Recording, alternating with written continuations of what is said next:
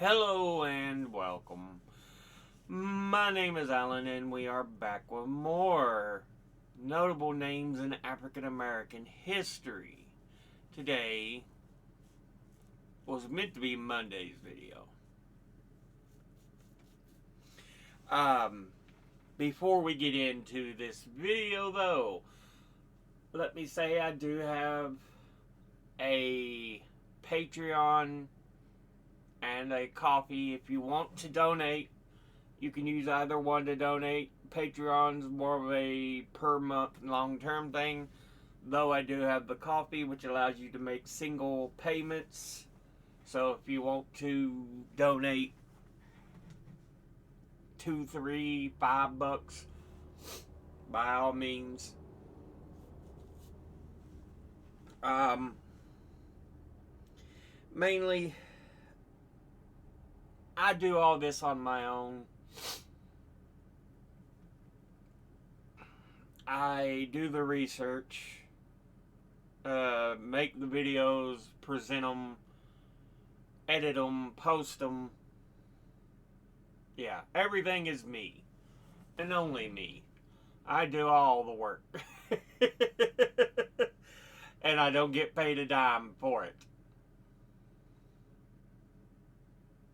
So, yeah, if you want to donate, donate. Don't put yourself out, though. No one should. If you have to decide between a donation and paying some kind of bill, pay your bill. I don't want you to go in debt over me, but if you do want to and you are able to, then yeah, I would gladly appreciate it. Anyway, for this episode, we are looking at A. Philip Randolph. And apparently my mouse has decided to stop working. Really? Really?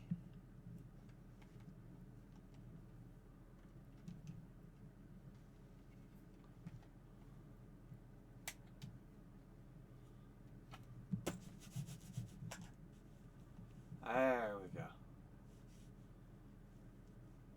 It's like, what in the world's going on? Anyway.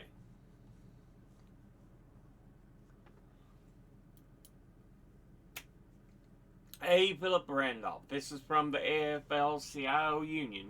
He was a major character in labor unions as well as just in African American history. We see a lot of individuals in labor history trying to fight for better labor conditions, better jobs, better pay, better everything. We talked about Imthafong, about when it comes to Asian Americans, we talked about oh goodness, I can't remember his name. Worked for the farm workers, Latin American dude. But yeah, and then here we have an African American fighting for labor conditions for train sleeping car porters. Essentially, on trains, you have the cars where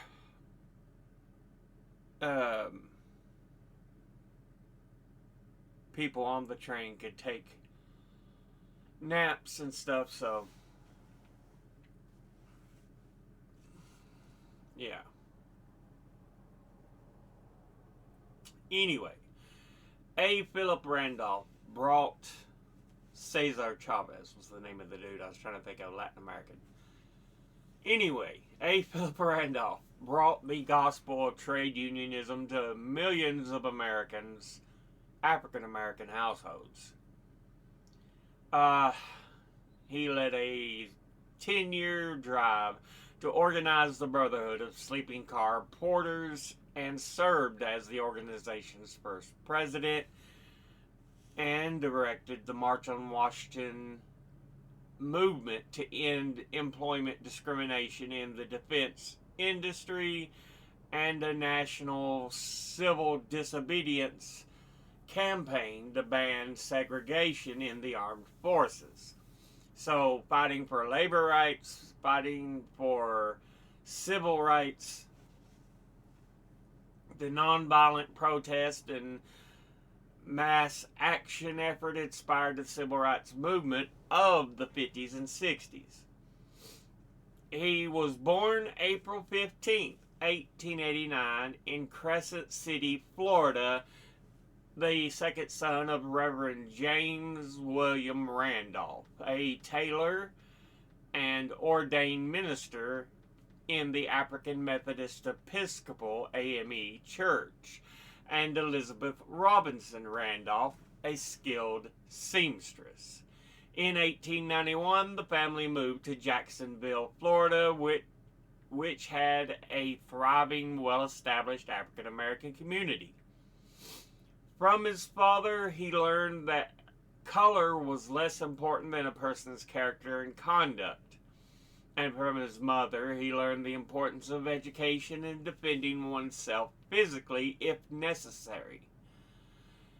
Randolph remembered vividly the night his mother sat in the front room of their house with a loaded shotgun across her lap while his father tucked a pistol under his coat and went off to prevent a mob from lynching a man in the local county jail. So we're talking late 1800s, early 1900s, still a lot of evil going on. If you watch some of my other videos, I am doing a series where I'm reading, I read books, and one of them I'm currently reading is Ida B. Wells' Southern Horrors and Other Writings, and they talk a lot about lynchings. So yeah, very much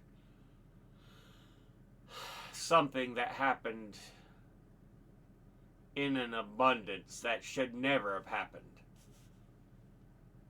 Asa and his brother James were superior students, while the Randolph brothers attended the Cookman Institute in East Jacksonville for years, the only academic high school for African Americans in Florida. Asa excelled in literature, drama, and public speaking, starred in the school's on the school's baseball team, sang solos with its choir, and was valedictorian at the 1907 graduating class. After graduation, Randolph worked odd jobs and devoted his time to singing, acting, and reading. W.E.B. Du Bois, the Souls of Black Folk, convinced him that the fight for social equality was more important than almost anything else. He moved to New York City in 1911 to become an actor, but gave up after failing to win his parents' approval. And Columbia University student Chandler Owen shared Randolph's intellectual interest and became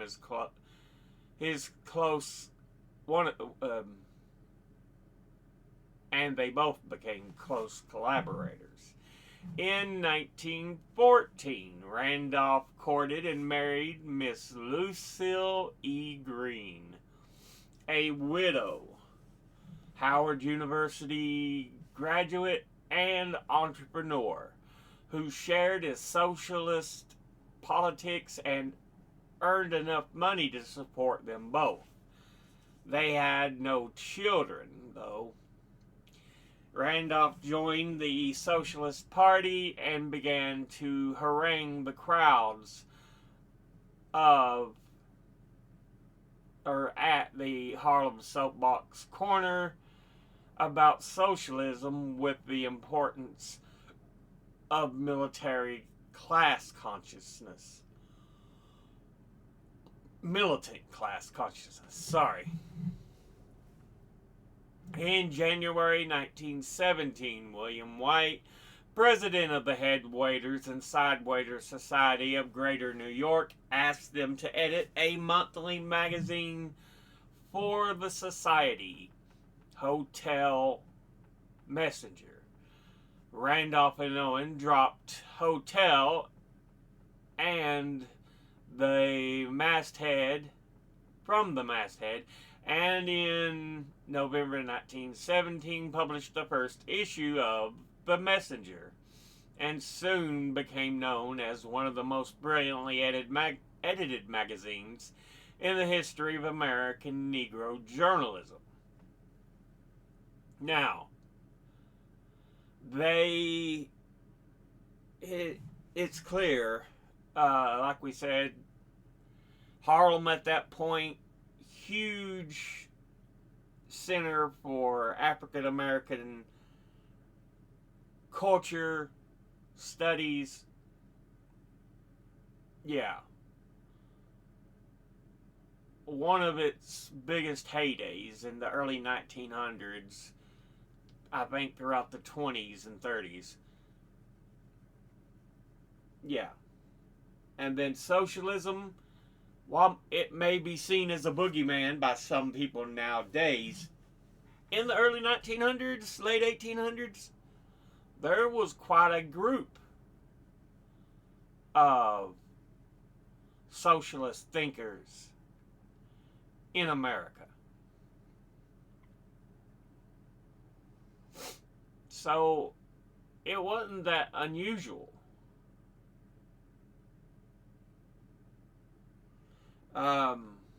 Eugene V. Debs, I've talked about the man before, ran on the Socialist Party while in jail for protesting for the rights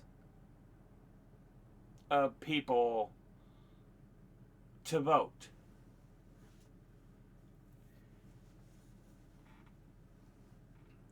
And still, I think he got over 1 million votes.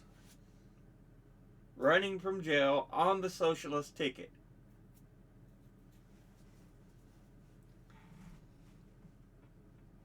So, at that point, many of the great thinkers and artists and everybody, many of them were socialists.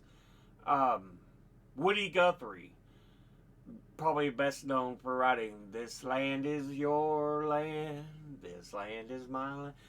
Very much a socialist. It's well known that he was. So yeah. So Randolph is a milling among all these people in Harlem and being a socialist. So yeah. Their magazine, The Messenger, provided an outlet for those who, like Randolph and Owen, were opposed to both the cautious elitism of the NAACP and the utopian populism of Marcus Garvey's United Negro Improvement Association. By now established figures in the Socialist Party in New York, Randolph and Owen embarked on a nationwide anti-war speaking tour in 1918 that brought them to the attention of the U.S. Department of Justice and almost got them arrested. Yeah. You would think anti-war? So many people should be anti-war? Government. There are certain arms in the government that are like, no. No. You should show patriotism and be brain dead and support your country. It's like, I support my country, but I don't want them committing acts of evil, starting wars, getting in wars just for the sake of war. No, screw that. Socialist Party was very much anti-war. So yeah. And then, of course, we talk about the cautious elitism of the NAACP, the National Association for the Advancement of Colored People. And then Marcus Garvey's United Negro Improvement Association, which I think he wanted to create a separatist movement for African Americans. Yeah, if I remember right, because I did a video on Garvey. But yeah. In 1925, a group of Pullman porters, the all black service staff of the Pullman sleeping cars, approached Randolph and asked him to lead their new organization, the Brotherhood of Sleeping Car Porters. Randolph agreed. Besides his abiding interest and knowledge of unions, Randolph's primary unification or qualification for the job was his reputation for incorruptibility and the fact that he was not a Pullman company employee, meaning the company could not fire him or buy him off. For the next 10 years, he led an arduous campaign to organize the Pullman porters, which resulted in the certification of the Brotherhood of Sleeping Car Porters as the exclusive collective bargaining agent of the Pullman porters in 1935. Randolph called it the first victory of Negro workers for a great industrial corporation. Over a great industrial corporation. Yeah, Pullman was the biggest producer of these sleeping cars. So yeah. Randolph became the most widely known spokesperson for black working class interest in the country. In December 1940, with President Franklin Roosevelt refusing to issue an executive order banning discrimination against black workers in the defense industry, Randolph called for 10,000 loyal Negro American citizens to march on Washington, D.C., and support grew so quickly that soon he was calling for 100,000 members to converge on the Capitol. Pressed to take action, Roosevelt issued an executive order on June the 25th, 1941, 6 days before the march was to occur, declaring that there shall be no discrimination in the employment of workers in defense industries or government because of race, creed, color, or national origin. Roosevelt also set up the Fair Employment Practices Commission to oversee the order. So yeah, huge win before the days we think of as the Civil Rights era.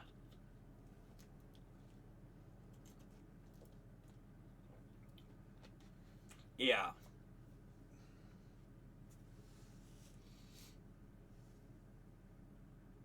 Six years later, after the passage of the Selective Service Act in 1947, Randolph demanded that the government integrate the armed forces. He founded the League of Nonviolent Civil Disobedience Against Military Segregation and urged young men, both black and white, to refuse to cooperate with a Jim Crow conscription service. See, 1947, that's World War II ended just 2 years before. But Truman's like, we need.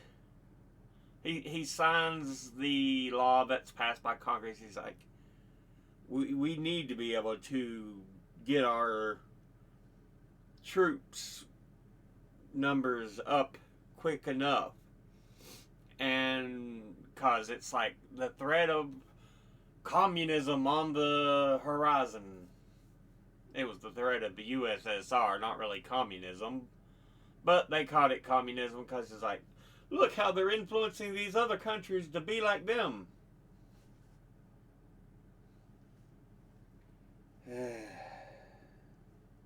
And so it'd be on the edge of the Cold War here in the beginning. Threatened with widespread civil disobedience and needing the black vote in his 1948 re-election campaign, President Truman, on July the 16th, 1948, ordered to end the military discrimination as quickly as possible. So yeah, forces integration.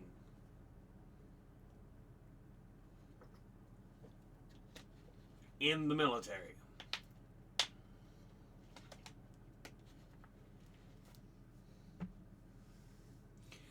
Up to that point, the forces were segregated. You were trained separately. Only on the battlefield would you fight together because you need all your troops fighting. But you'd be in segregated forces. The black regiment, cavalry, airmen, what have you. Yeah. It's stupid. The March on Washington movement and Randolph's call for civil disobedience to end segregation in the armed forces helped convince the next generation of civil rights activists that nonviolent protests and mass demonstrations were the best way to mobilize public pressure. You'll see this a lot with MLK. Martin Luther King Jr. used so much nonviolent activism and civil disobedience. Randolph was, in a sense, the true father of the civil rights movement in the U.S. The movement recognized his role by naming him the chair of the 1963 March on Washington, at which Martin Luther King Jr. gave his famous I Have a Dream speech, and by heeding his advice to cooperate in keeping the march nonviolent. Randolph was elected a vice president of the newly merged AFL-CIO in 1955.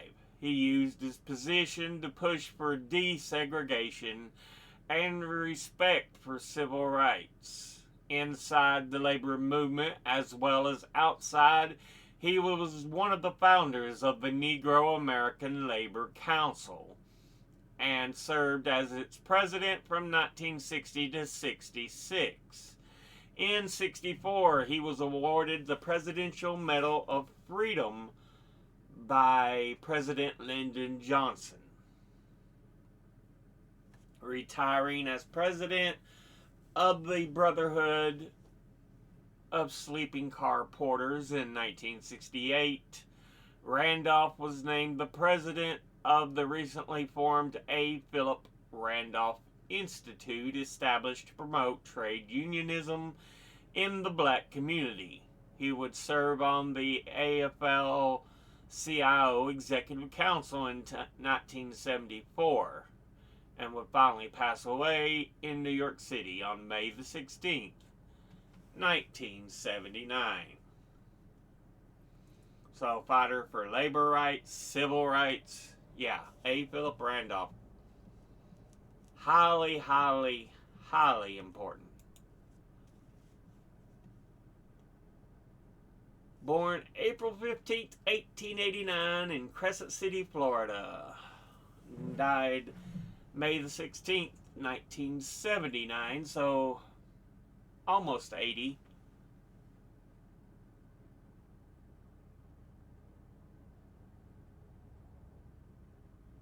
In New York City. A trade unionist, civil rights leader, influential figure in the struggle for justice and the equality of African Americans. Talked about Harlem and his father being a minister.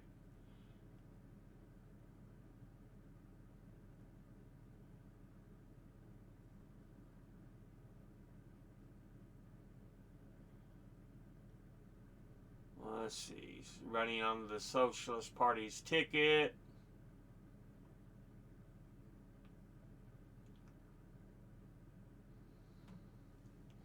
Yeah.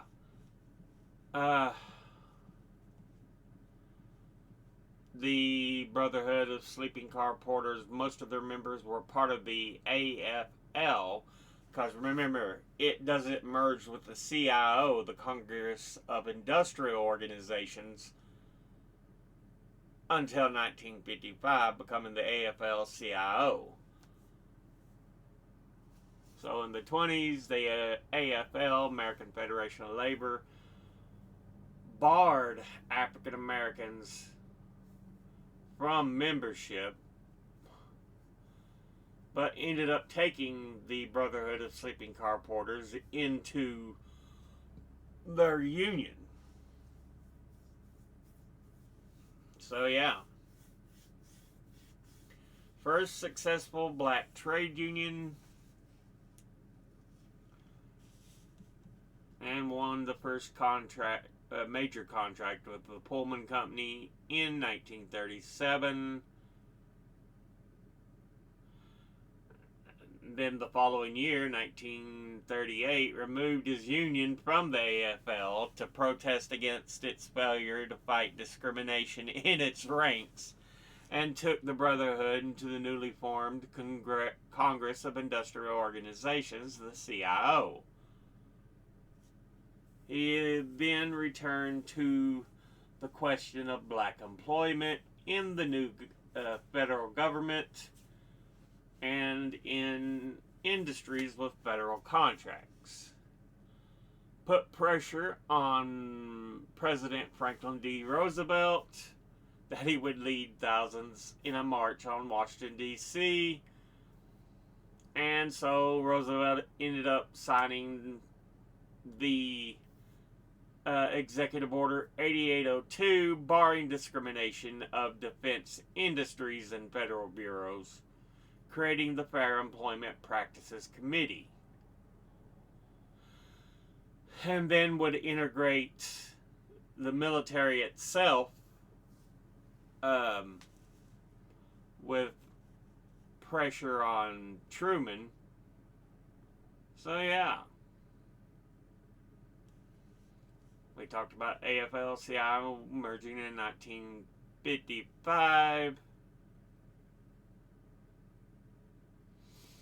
In echo of his activities in 41, Randolph was director of the March on Washington for Jobs and Freedoms.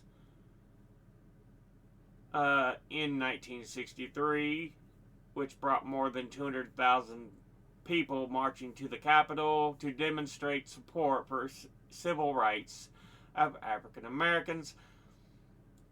Yeah, and I think that's the one we talked about.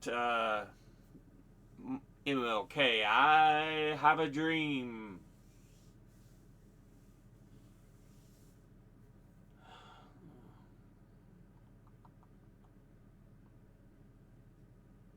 But yeah, pretty similar to the AFL-CIO. Let's see what the national park stuff says here.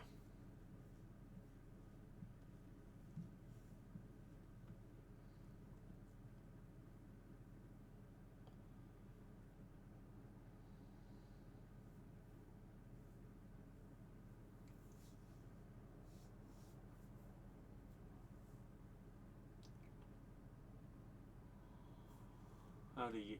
Yeah, in the 1950s, taught other civil rights leaders how to utilize nonviolent protests. Like we said, clearly influence on MLK, because MLK, I think one of the first cases he was really known for was 1954 Brown v. the Board of Education, which integrated schools.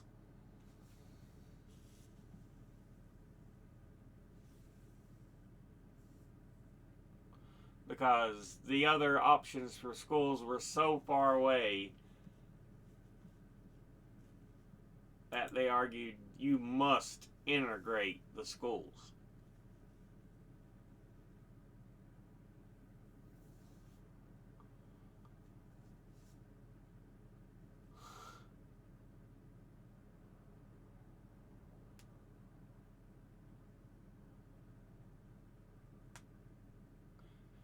Full name, Asa Philip Randolph. Married Lucille Campbell Green in 1914. Together almost 50 full years.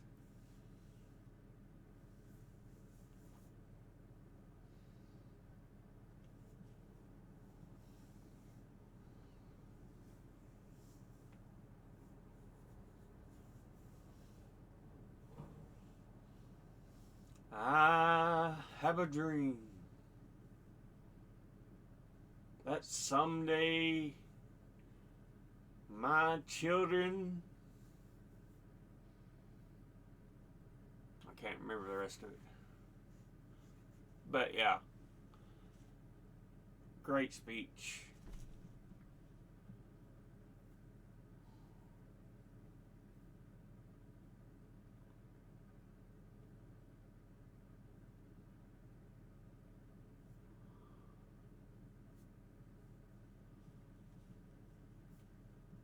The Randolph Freedom Budget,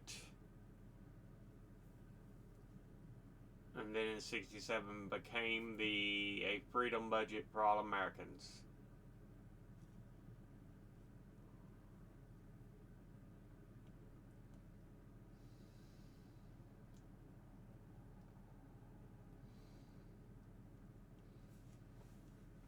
After graduation, Randolph worked odd jobs and devoted his time to singing, acting, and reading. Yeah, he tried to be an actor when he moved to New York City. But yeah, W.E.B. Du Bois, one of the earliest names in African American rights, freedoms. His book, The Soul of Black Folks, convinced him that the fight for social equality was most important.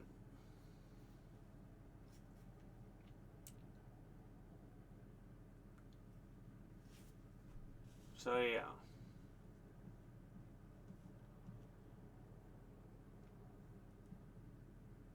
Lucille Campbell Green, his wife, before marrying him, was a widow, graduate of Howard University, entrepreneur, and like him was into socialist politics. Like I said, socialism wasn't the big boogeyman back then it is now that some try to portray it as. There was a lot of propaganda during and after the Civil War.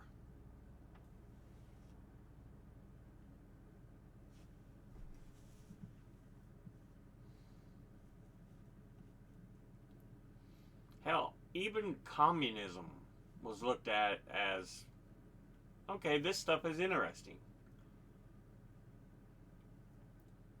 But after it was so tied with authoritarians who proclaimed they were communist,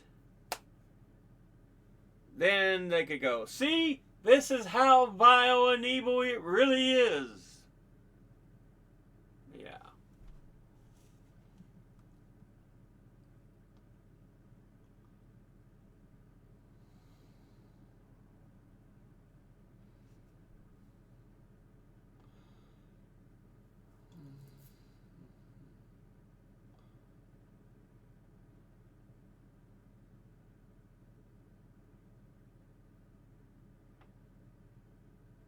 National Brotherhood of Workers of America, a union for elevator operators. So even before his Brotherhood of Sleeping Car Workers he worked for this group, National Brotherhood of Workers of America,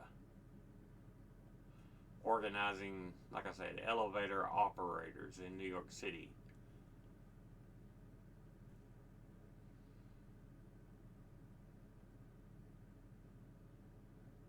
Okay, organized a union that organized among African American shipyard and dock workers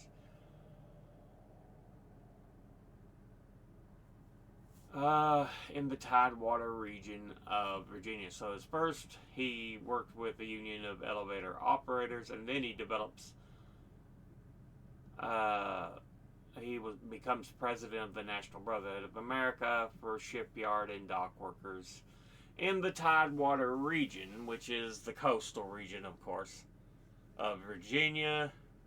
So Norfolk and Virginia Beach, all that. The Union dissolved in 1921 under pressure of the AFL. Then the famous moment he became the head of the Brotherhood of Sleeping Car Porters.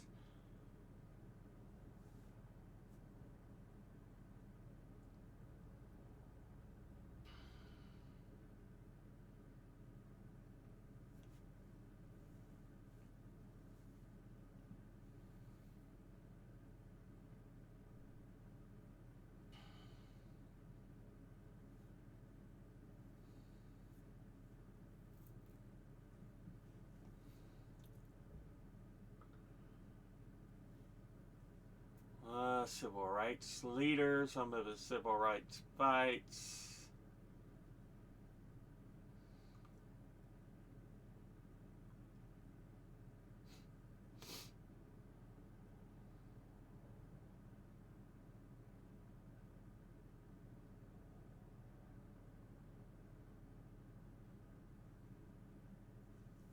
So yeah, partly like MLK, partly inspired by Gandhi's nonviolent actions when India was fighting for independence from Britain.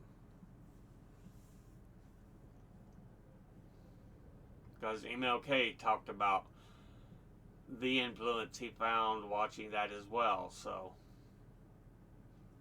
looking back on it and everything. So,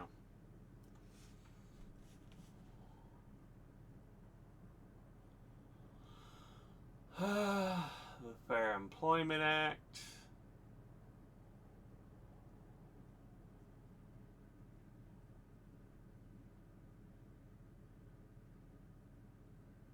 Some activists, including Rustin, felt betrayed because Roosevelt's order banned discrimination only in war industries and not the military, the armed forces.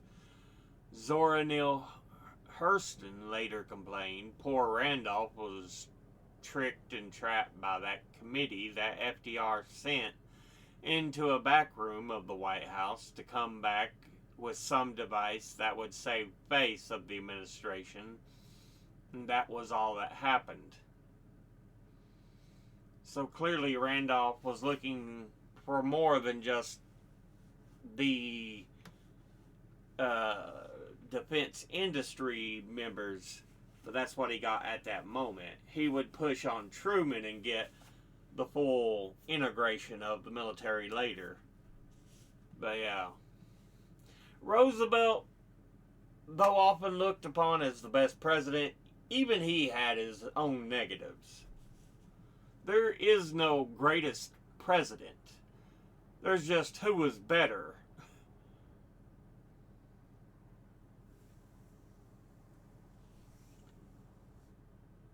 Because every president you look at, they all have negatives.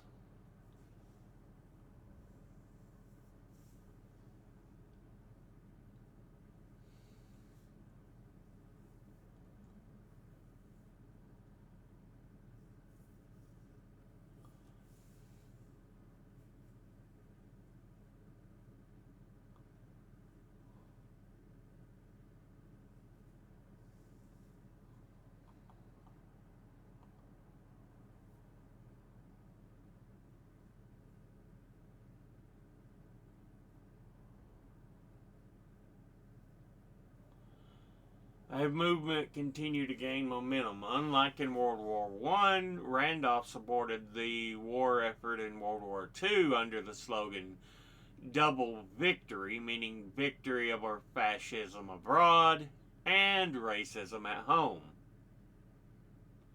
In 1942, an estimated 18,000 African American individuals gathered at Madison Square Garden to hear Randolph kick off a campaign against discrimination in the military, war industries, government agencies, and labor unions.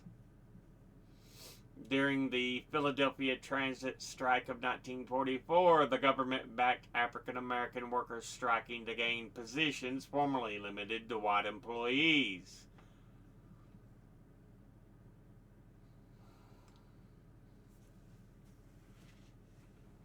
Randolph in 43 would visit Memphis to launch a personal campaign for free speech after E.H. Crump, an Democratic ally of Roosevelt, successfully used strong arm and political pressure tactics to drive two prominent local black Republicans, J.B. Martin and Robert Church Jr., out of the city.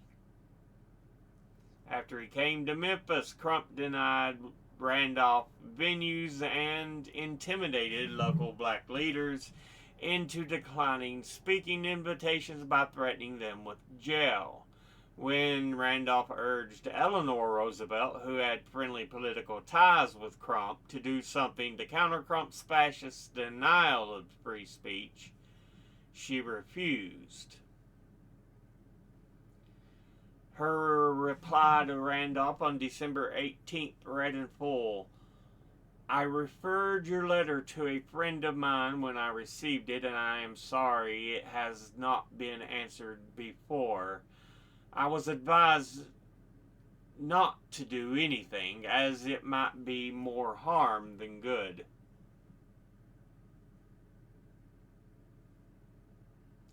But apparently he would continue to press for rights. Like we said, he finally pushed Truman to end racial segregation in the armed forces.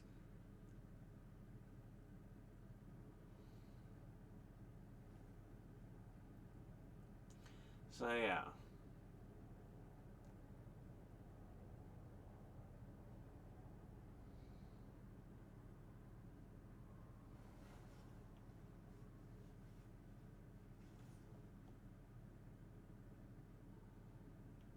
Yeah, Randolph and Rustin also formed an important alliance with MLK in 57 when schools in the South resisted school integration after Brown v. Board of Education, which is a 1954 decision.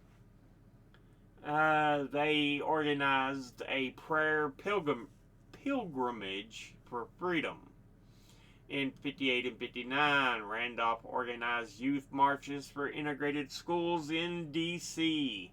And at the time, he arranged for Rustin to teach King to organize peaceful demonstrations in Alabama to form alliances with progressive whites.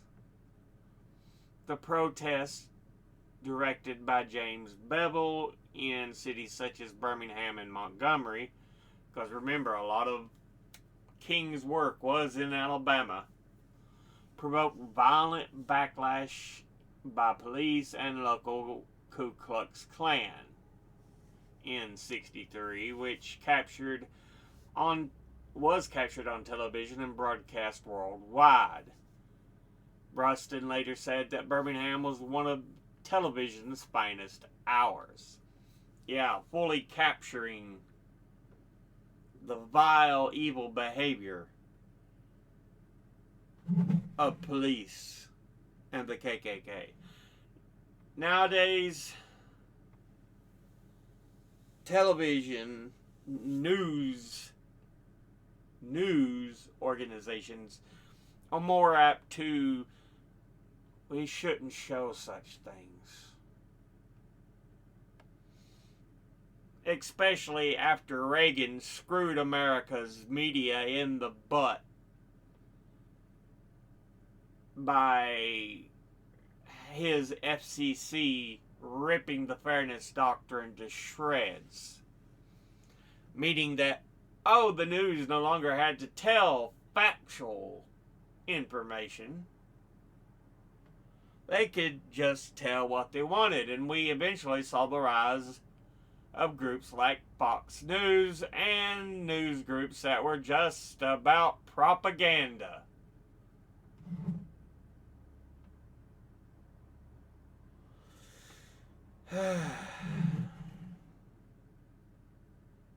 Yeah, fuck Reagan. Fuck Reagan. He was an evil shit.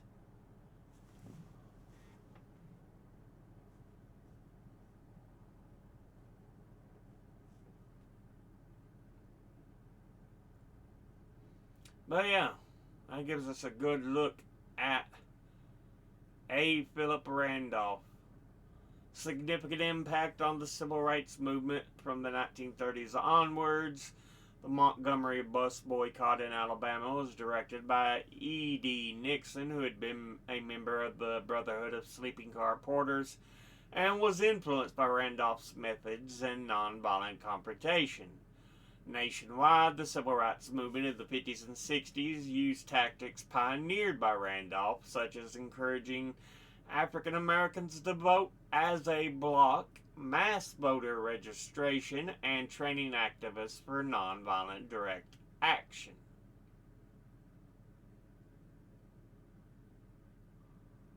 So yeah, a lot of things about and named after them.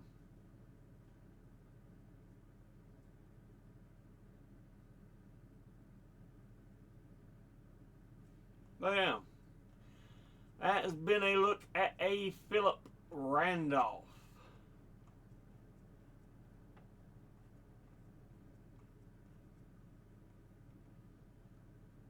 So much. Just an awesome dude to check out. Did the right thing all the time. Looking to do the right thing all the time.